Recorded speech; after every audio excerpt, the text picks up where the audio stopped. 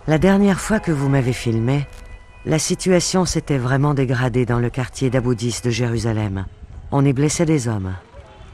On voyait des gens sauter par-dessus des murs détruits et se passer des enfants comme s'il s'agissait d'un troupeau de moutons. Et maintenant, on voit au moins 50 000 personnes qui doivent traverser un barrage grand comme la porte de ma cuisine.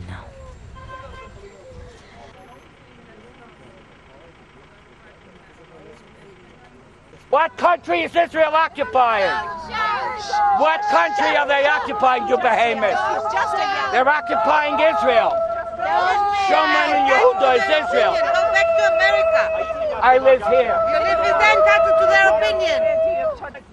What country is Israel occupying? העמדו שישי בארץ ולי יש להם זכות לחשוב את זה. אני נולדתי פה, ההורים שלי, הסבים שלי, 6 דורות, ואני אומרת לך, יש להם זכות לחשוב ככה, והם גם צודקים, אבל יש להם זכות. Le mouvement des femmes en noir a commencé il y a 17 ans et demi. C'est l'une des premières et des plus anciennes réactions à l'occupation. Chaque vendredi, elles viennent ici et portent des habits sombres, noirs si possible. Elles brandissent des pancartes en forme de main noire qui disent « Fin à l'occupation » en hébreu, anglais et arabe. Beaucoup de femmes appartenant à d'autres mouvements viennent de cette organisation. Maxam Watch compte parmi ses membres beaucoup de femmes en noir, y compris moi. Women in black, including me. Women in black, like they're mourning someone died? Well, they believe that they're against the occupation. But Which occupation? The one in Iraq from the Americans? I think they believe they're talking about the West Bank. The West Bank? Who? We're occupying it? You mean the Jews? It's the south of it. If we don't occupy, if we're not there, they'll keep on bombing our innocent people here in Israel. It's amazing. HaChag shel Pesach, she'Hashem lakach otanu, me'avdut lecherut, mi'mitzrayim kol la'aretz. Et shezeh shalanu, הם אמרו שזה לא הארץ שלנו, אבל כולם אמרו פה, חג שמח, והם אכלו את מצה בשביל מה? בשביל מה? Il faut voir que cet homme parle de Dieu comme s'il était l'agent immobilier suprême. Il a dit « Voilà les frontières et voilà la terre ». Et il nous a donné les titres de propriété. Voilà une image bien particulière de Dieu. For the short run, the one who is occupied, à court terme, celui qui est occupé est toujours la plus grande victime.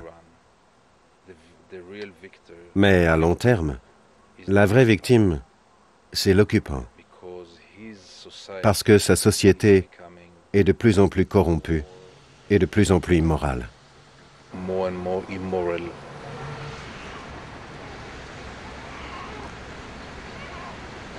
Des soldats anonymes maltraitent une femme qui porte un petit enfant dans ses bras et qui essaye de passer le poste de contrôle. Son mari essaye de négocier avec les soldats et leur dit que sa femme saigne. On l'insulte et on le repousse aussi. Les soldats parlent comme s'ils s'adressaient à un troupeau.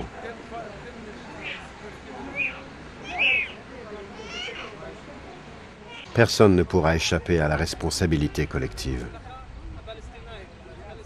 En gardant le silence, en restant indifférent, et face à la quantité des actes qui sont faits en notre nom, nous sommes tous des soldats au poste de contrôle. We are all soldiers at checkpoints.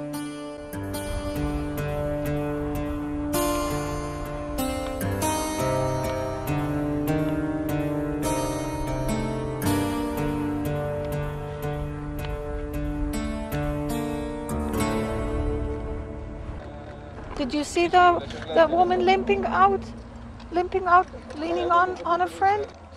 She has a wounded foot. She can't ride to wherever she wants to go. She has to walk across the checkpoint because the cars can go so far, and then the cars can pick her up from here. No cars are allowed through here. She has to walk on her wounded foot. It's a radicalizing experience. Why? Because you just can't see it, can't watch it, you can't take it and be indifferent. It's very easy when you're in the safety of your own home not to think of the Palestinian plight. You can't not think of it when you see it. And I understand that we have security needs, But there has to be some kind of proportion between what we inflict on them for our security, and I think that the checkpoints show that there is absolutely no proportion. That to increase our safety this bit, we're willing to inflict hardships on them this big, and it's not right. It's not right. Maya is less radical than I am. And more radical than she was to begin with. And much more radical than she was to begin with. Much more. This is a radicalizing experience. On that we agree. I, of course, think that the whole thing is set up not for our security. I think what the checkpoints do is they are the birthplace of terrorists. This is how you can build terrorism. You make people with children walk like this. Who knows what will be with those children? And today is a good day. I don't see a soldier bothering anybody. But just having to do this back and forth in your own place, in your own villages, that you can't drive your car to your house. How come Israelis can and they can't? I mean, that is the start of terrible angers. And it's not always so good and quiet. Today we have a very lucky day. The weather was good. The soldiers were okay. I actually agreed with everything you said. You see how radicalizing it is. The Palestinians in Au début, les Palestiniens étaient très hostiles à notre présence ici. À leurs yeux, on n'était que des Israéliens.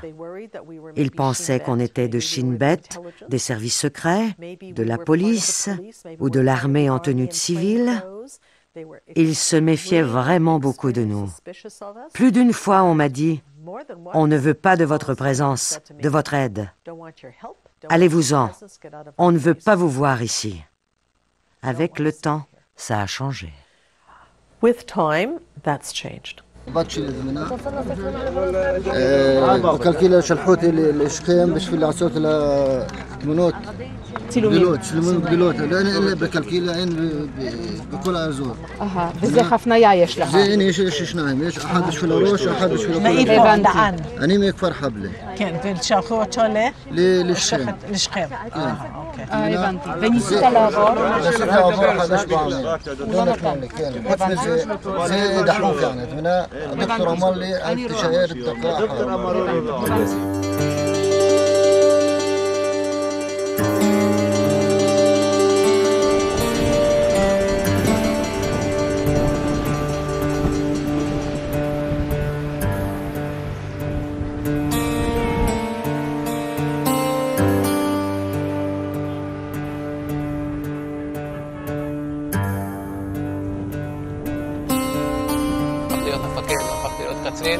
והכוח השחית אותי באותה מידה. פעם אנשים מדברים על כיבוש מוסרי. נהיה מנומסים במחסום, נחייך, לא נהיה חיילים הרעים, אז אפשר, אז זה בסדר, זה לא כל כך נורא. אני אומר בולשיט, אין דבר כזה. אי אפשר להיות בשטחים, להיות במחסומים, ולעשות את התפקיד שלך באופן נאור, באופן מתחשב. אי אפשר, ברגע שאתה שם, אתה תהיה בסופו של דבר גם אלים וגם כוחני, ומושחת בדיוק באותה מידה כמו כל השאר.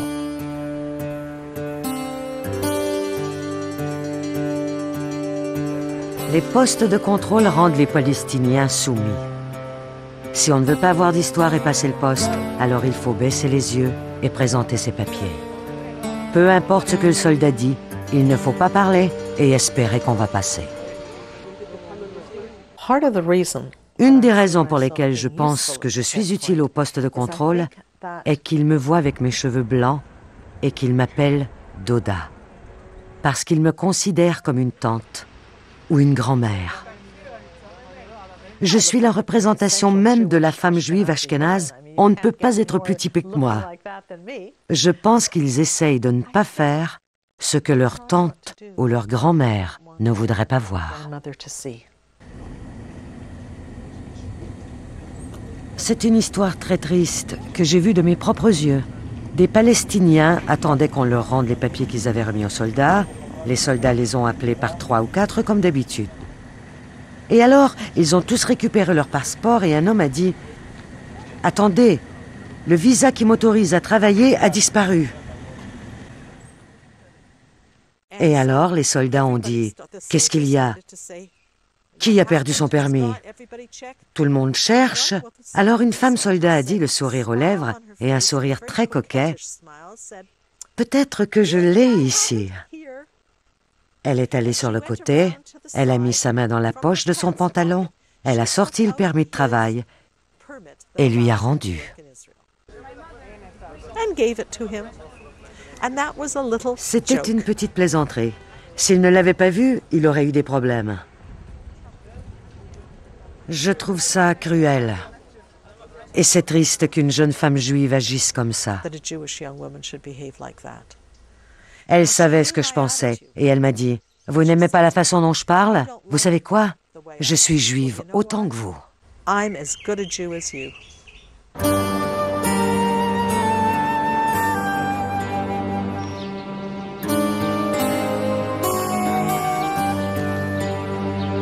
Le judaïsme enseigne que chaque être humain est créé à l'image de Dieu et que nous devons donc respecter les droits de chaque être humain. Il y a une très belle histoire dans la Bible, bien sûr, dans laquelle Agar et Ismaël sont envoyés dans le désert et sont sur le point de mourir, quand Dieu leur donne un puits pour les sauver. Les anges s'approchent alors de Dieu et lui disent, « Qu'est-ce que tu fais? Ignores-tu tous les problèmes que les enfants d'Ismaël causeront aux Juifs pendant toute leur existence? Pourquoi ne pas tout empêcher et les laisser mourir? » Dieu refusa, car Dieu sait que l'histoire et le futur ne sont pas inévitables. Il dit, « Devant moi se présente un enfant innocent. » Nous qui sommes créés à l'image de Dieu, nous ne pouvons que faire de même. Nous devons aussi dépasser toutes ces barrières émotionnelles et intellectuelles et faire la distinction entre les innocents et ceux qui veulent nous tuer et contre lesquels il faut se défendre. Si nous n'arrivons pas à faire ça, nous serons tous enfermés dans cet enfer.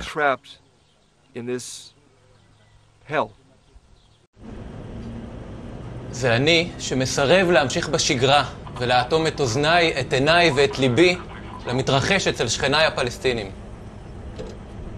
זה אני שמבין כי הקריאה נגד השתתפות בפועל בכיבוש חייבת לצאת דווקא מאיתנו, אלו שהם גם בעצמם האצבע על ההדק, זו הגוזרת מי יחיה ומי ימות, מי יעבור במחסום ומי לא. זה אנחנו שמסרבים לשרת בשטחים, זה אנחנו האכפתים, זה אנחנו הציונים.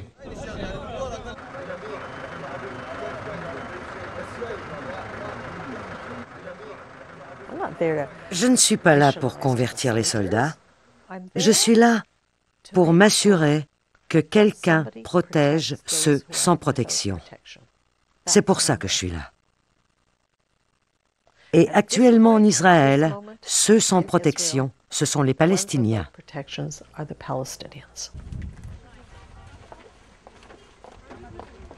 Vous savez combien de soldats m'ont dit, pas par méchanceté, que chaque Arabe qui est mort est un bon Arabe.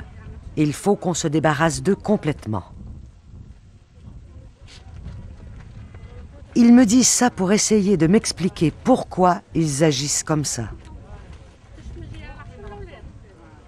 Ils ne disent pas qu'il faut tuer chaque suicidaire.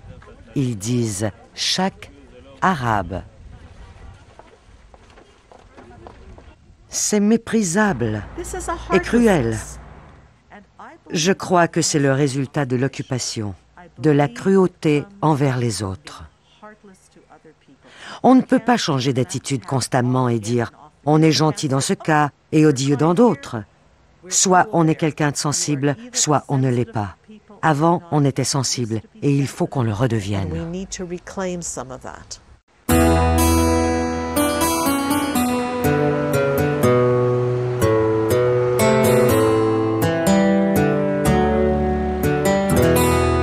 מה שעשיתי יום אחד, זה היה שבת בבוקר, היה קצת שמש של סוף חורף, קצת אביבי יותר, והלכתי וכתבתי פרחים מהשדה שליד, ונתתי פשוט לכל פלסטינאי שהגיע, נתתי לו פרח.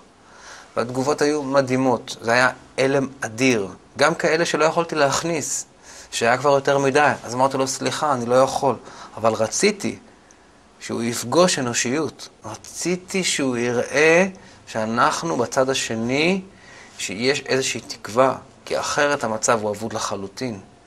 ואם לא נשים שם אלפי תקוות קטנות כאלה, אז באמת הכל אבוד. וזה עבד. אני פתאום קיבלתי הרבה כוח בתוך עצמי, לא לפחד ולפעול. זאת אומרת, פשוט לעשות את מה שאני מאמין. וגם לא לפחד מהסמכות של החוק שבא מלמעלה. הרבה ישראלים או מפקדים שיראו את הסרט הזה, אני לא יודע מה יחשבו עליי, אבל אני יכול להגיד להם שזה לא מעניין אותי.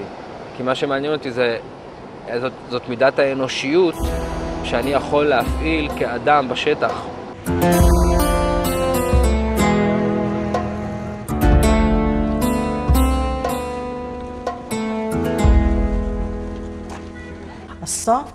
Un soldat doux, par nature, doit quand même vivre avec d'autres soldats de son groupe. Hier, au poste de contrôle, le photographe et Eric, le réalisateur, tous les deux m'ont dit « Personne ne passe. C'est calme aujourd'hui. Ils ne doivent pas laisser passer les gens. » J'ai répondu « Attendons voir. » En effet, il y avait plein de monde qu'on ne laissait pas passer. Mais dès qu'on est arrivé avec la caméra, les gens ont commencé à passer. Vous voyez, le soldat doux au départ était tout à fait prêt à laisser attendre des gens qui rentraient chez eux après une journée de travail pendant 1 heure en plein soleil. Certains avaient du lait, des légumes qui allaient pourrir au soleil. Le soldat doux ne l'était plus à ce moment-là. Ensuite, il les a laissés passer. Avec notre présence, certains soldats essayent d'être plus indulgents.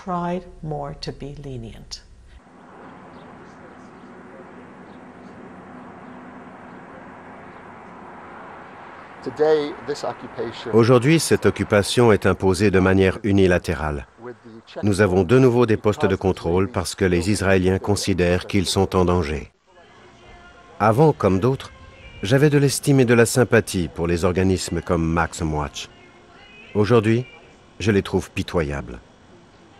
Ils ne voient pas ce qui se passe réellement, et ils continuent à s'accrocher à une image dépassée de ce conflit, sans se rendre compte qu'on leur crache à la figure. Alors quand vous me parlez de désespoir, croyez bien qu'aujourd'hui je me sens aussi désespéré que les Palestiniens. Je suis désespéré chaque fois que mes enfants sortent de la maison, chaque fois qu'ils vont en ville et chaque fois qu'ils prennent l'autobus. Je ne suis pas moins désespéré que les Palestiniens.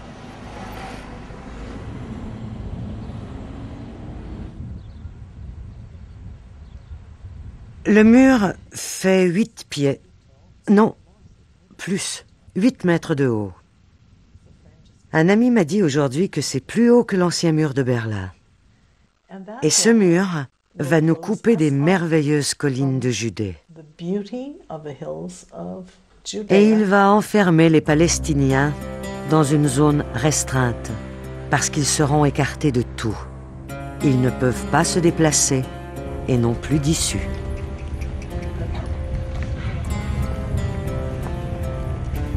On a donc créé une sorte de bouteille avec beaucoup de pression.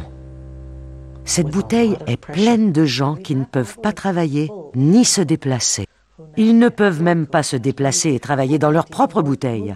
On connaît tous les dangers d'une bouteille sous pression.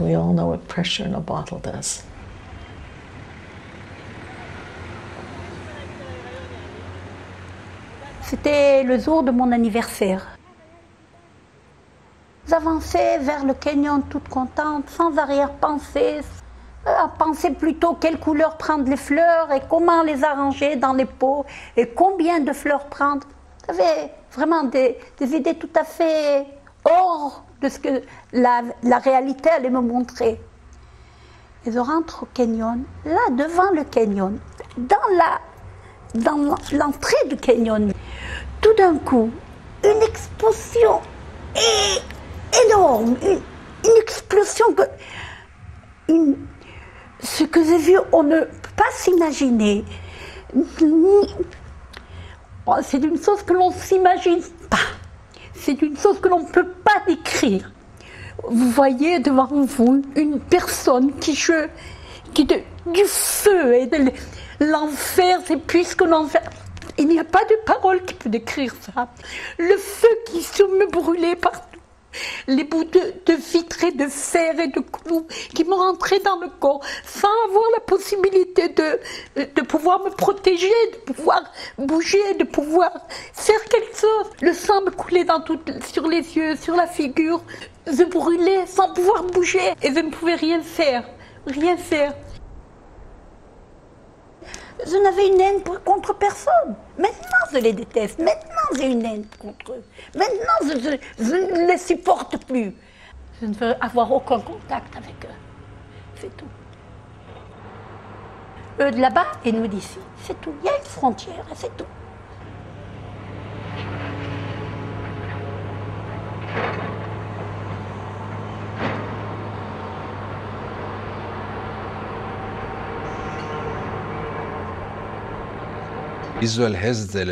Israël a le droit légitime d'ériger des barrières et des postes de contrôle le long de ses frontières, comme tous les autres pays dans le monde.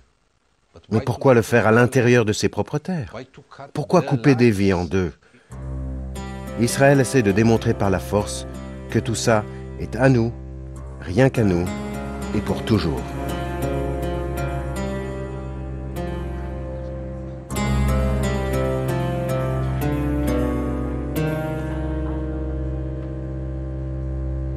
השעה הייתה 10 בבוקר, זה היה בוקר ליל הסדר, בערב חגגנו את ליל הסדר. ראינו אמבולנס נוסע מאוד מאוד מהר, ואני אומר לעצמי, למה? למה הוא נוסע מהר?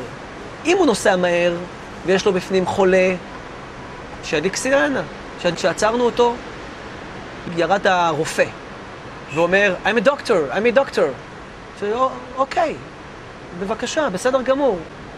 ביקשנו מהנהג לפתוח מאחורה, יורדת גברת עם תינוק על הידיים ועוד 2 ילדים קטנים, ודבר ראשון I asked the doctor, אני שואל את הרופא, אמרת nobody inside, אמרת אף אחד לא בפנים. הרמנו קשר במכשיר, בדקנו את התעודות זהות וראינו שהתעודת זהות של הנהג מבוקש. אחר כך שהגיע מישהו שמדבר ערבית קצת יותר טוב ממני, הוא שאל את הנהג, יש משהו בפנים? הנהג לא אמר שום דבר, אבל הדוקטור אמר, כן, יש משהו בפנים מתחת למיטה. מתחת למיטה, מה שהיה בפנים זה אפודה של מטען חבלה, 10 קילוגרם, שהיה בדרך לבית כנסת בליל הסדר להתפוצץ. אני אומר, 10 קילוגרם שאני הצלתי, שווים ל10 שנים שאני עושה מילואים. כל קילוגרם לכל שנה. אם זה המחיר שהייתי צריך לשלם, בסדר גמור. לא אכפת לי. אתה חושב שאני מגיע למחסום בשביל לעשות רע לאדם האחר? אתה חושב שאני מגיע למחסום בשביל להתעלל ולהוציא את העצבים שלי על מישהו? המחסומים זה אולי אחת הדרכים היותר אנושיות לעצור משהו מלעבור. דברים קרו. המעגל של האנשים נעשה יותר ויותר רחב שנפגעו. אם פעם זה היית שומע בחדשות, אז היית יכול להחליק את זה, to ignore it, לומר אוקיי, another פיגוע, צעד, אבל טוב שזה לא קרה פה, אבל זה התחיל לקרות מסביבנו. אם זה האמא של החברה הטובה שלי, שנהרגה בפיגוע בקו 18, פה בירושלים, בדרך לעבודה. אם זה בת שכבה של חבר טוב שלי מגילו, שחזרה מהודו והייתה בדרך לאוניברסיטה, גם קו בצומת פת לפני 3 חודשים. בחורה בת 23 בגילי נהרגה. זה נהיה יותר ויותר, וזה מלחיץ. אנשים מפחדים לחיות. זה לא דבר טבעי. אז אתה מצפה שאני יהיה אכפת לי על הפלסטינאים האלה?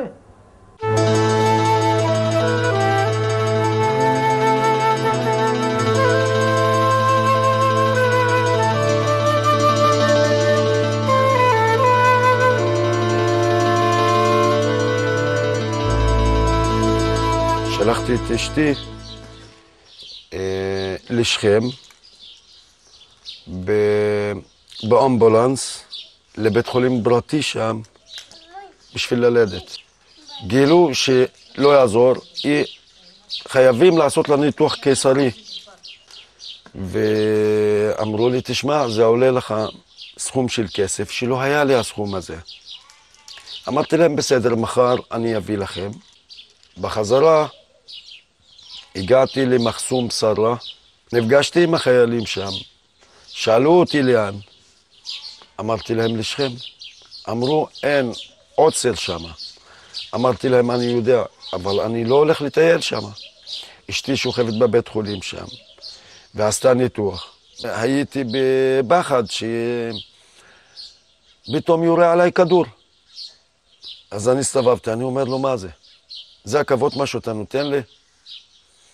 אתה יורה עליי? למה אתה יורה? אתה לא רוצה לתת לי לעבור? אין בעיה, אני אחזור. אבל אל תעשה לי את זה. רץ אליי, ניסה להכניס לי מכה בו. ניסיתי קצת להגן על עצמי ככה עם היד, בשביל לא לחטוף את המכה חזקה. העלו אותי על הרצפה, והתחילו להכניס לי מכות רצח. חטפתי מכות, לא האמנתי שאני אשאר בחיים. ואני הסברתי לו שנלדה לי בת, הוא אומר לי, נולדה לך בת? היא בלי אבא, תיקח בחשבון. ואמרו לי, אם אתה לא יורד למטה, עכשיו אנחנו נראה בך. טוב, אני המשכתי ללכת. לא היה לי כוח ללכת, אבל המשכתי ללכת. אמרתי, אני אגיע לאיזה מקום, אולי מישהו יבוא, יעזור. בדיוק יגיעו מבצלאל. אז באותו יום עמדנו עם האוטו שלנו, הסטאפ שלנו, עמדנו לאכול. ואני רואה בן אדם מגיע, יורד מלמעלה מאיזשהו כביש, שהגיע על ידינו, הוא לא אמר שלום. זה משהו מוזר. אמרתי לו, תגיד, אתה בא מהכיוון של המחסום, מישהו הרביץ לך שם? אז הוא לא יכול להגיד לי כן, הוא עשה לי ככה. ואז הוא נפל, התמוטט, נשכב על הכביש, והתחיל לבכות. וכמה זה היה קשה לראות בן אדם בן 43, הוא לא ילד. התחיל לבכות כמו שלא יודע מה. והוא היה לו כאבים חזקים מאוד.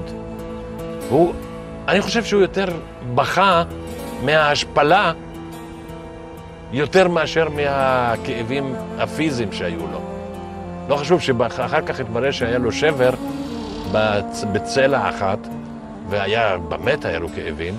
עברו לי, למיטב זיכרוני, 3 פעמים רכבים צבאיים שראו שיש בן אדם שוכב על הרצפה, ואנחנו מבקשים, תעצור, יש פה... אנחנו צריכים... הם לא התייחסו, המשיכו לרוץ. פשוט לא התייחסו אלינו. ויהודים יש איתנו. תאר לעצמך, אולי היו יורים ביהודי אפילו ולא היו עוצרים שם. מה אתה יודע? תעצור, תראה מה קורה. למה האנשים האלה מבקשים ממך לעצור? עד שבסוף אנחנו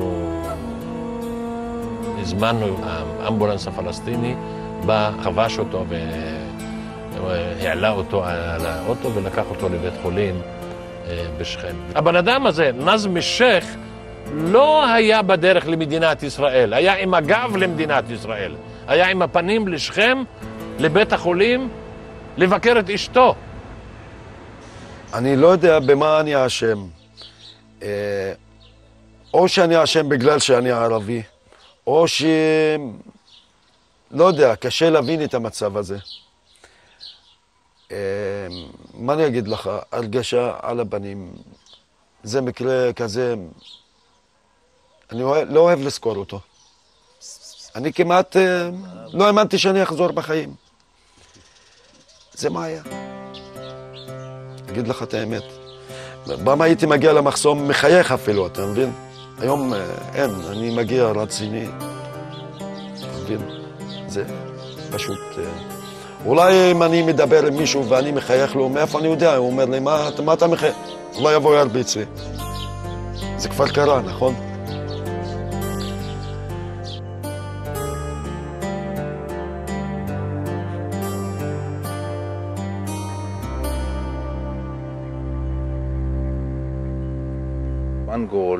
Un des objectifs que j'ai atteints dans mon travail de Sisyphe, c'est d'empêcher qu'un jour on puisse dire « on ne savait pas ». Parce que ça existe. C'est dans leur journal, c'est dans leur salon, dans leur chambre. Ils le voient dans le journal chaque vendredi. Alors personne, au moins parmi les lecteurs de Haaretz, ne pourra dire un jour « je ne savais pas que ces choses terribles existaient ». Je n'en ai jamais entendu parler. Non, c'est là. Et ils devront reconnaître qu'ils le savaient, ou du moins qu'ils auraient pu le savoir.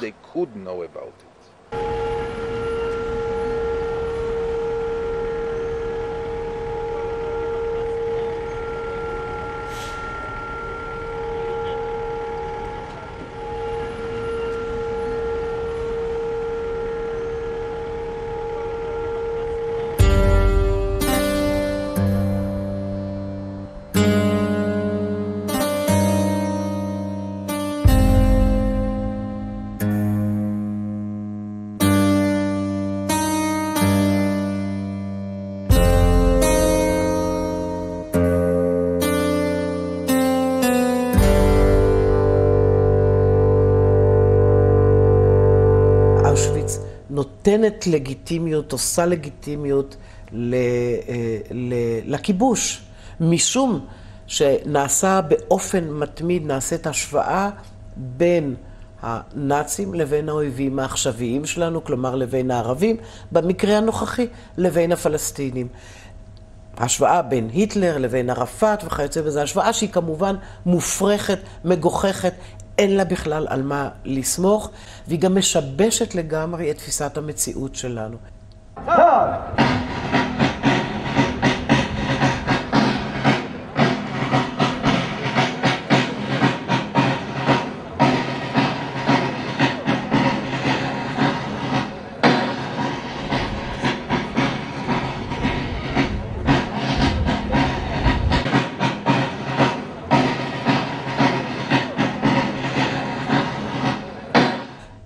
ישראל שהיא הכוח הצבאי החזק ביותר באזור, עם ארסנל, עם מחסן נשק אדיר שלמעט מדינות בעולם בכלל יש כמוהו. לכן הראייה הזאת של סכנה מסוג אושוויץ, שכאילו מאיימת עלינו, משבשת לגמרי את האפשרות שלנו גם באמת להשתחרר ממצב של קונפליקט מתמיד, לצאת לאיזשהו מצב של חיים נורמליים, של חיים של שלום. עכשיו אנחנו מקבלים את המציאות הנוראה הזאת של קורבן מתמיד, של קורבן עולה. כמעט אנחנו מקריבים את הילדים שלנו על המזבח של הקונפליקט המיותר הזה.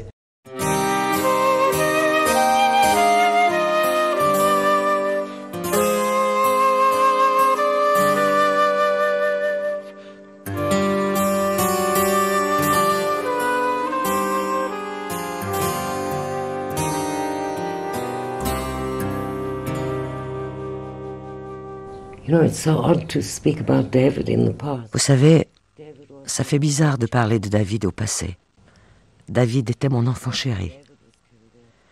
Le poste de contrôle où David a été tué a été mis en place en raison de la pression de colons dans les territoires occupés.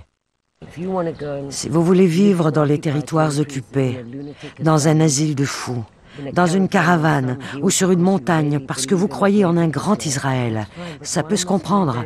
Mais pourquoi mettre en danger mon fils? La plus grosse insulte qu'on m'ait faite est que le jour après sa mort, le poste de contrôle a été démantelé. Qu'est-ce qu'on doit penser? Que mon fils est mort pour Israël? Je ne le crois pas.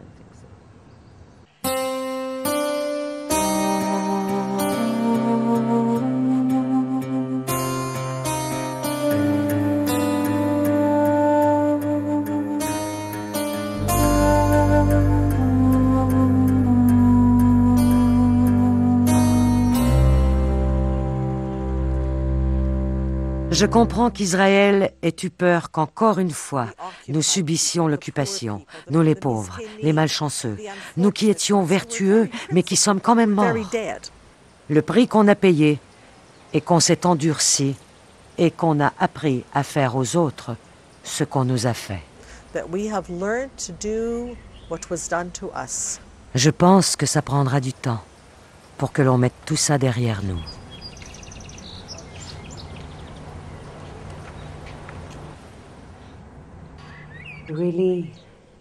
Je crois vraiment que nous avons besoin d'un État juif. Mais je ne peux pas croire que cela doive se faire aux dépens d'un autre peuple et qu'on doive être présent dans les territoires occupés pour conserver cet État juif. Je pense que le vrai traître est celui qui maintient Israël comme force d'occupation, comme un État immoral et injuste. Les vrais traîtres, ce sont les responsables de tout ça. Et nous, qui essayons de créer un Israël juste, comme c'était le cas avant. Un Israël plus petit, mais plus juste. Je pense que c'est nous, les vrais patriotes.